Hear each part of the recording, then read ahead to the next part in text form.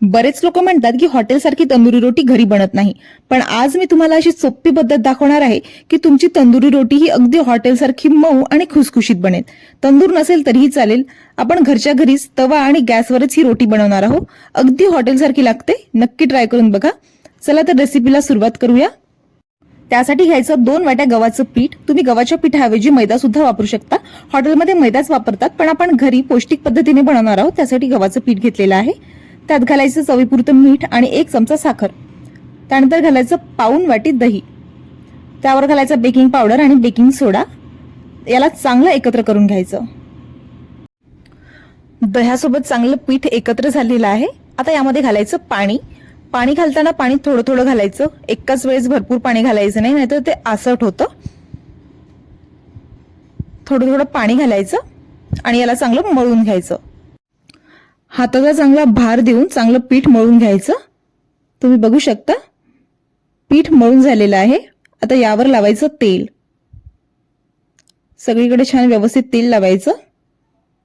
आता याला आपण 15 मिनिटं झाकून ठेवू. या कापडांचं याला झाकून ठेवायचं.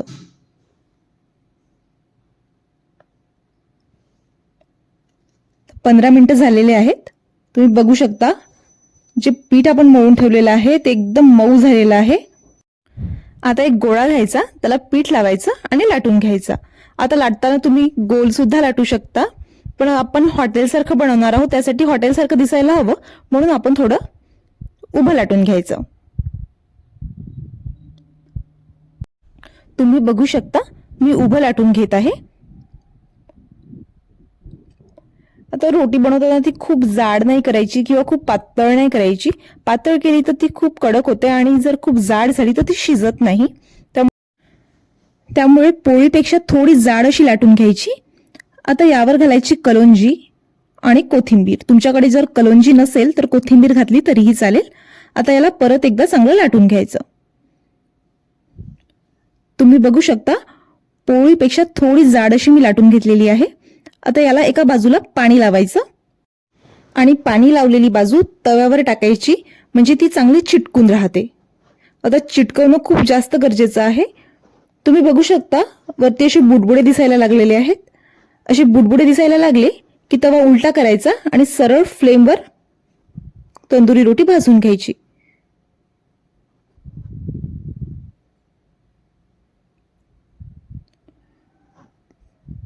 तुम्ही बघू शकता तंदुरी रोटी तयार झाली आहे. अगदी हॉटेलसारखी दिसत आहे. आता सरात्याला थोडं पाणी लावून तंदुरी रोटी काढून घ्यायची. सरात्याला पाणी लावल्यामुळे तंदुरी रोटी पटकन निघते. तुम्ही बघू शकता किती छान तंदुरी रोटी झालेली आहे. आता बरेच लोक असे असतात की फ्लेमवर भाजलेलं खात नाही. अशा लोकांनी दोन्ही बाजूनी तव्यावरच पोळी भाजून घ्यावी. ती सुद्धा खूप छान लागते. अगदी हॉटेलसारखीच बनते आणि मऊ सुद्धा बनते.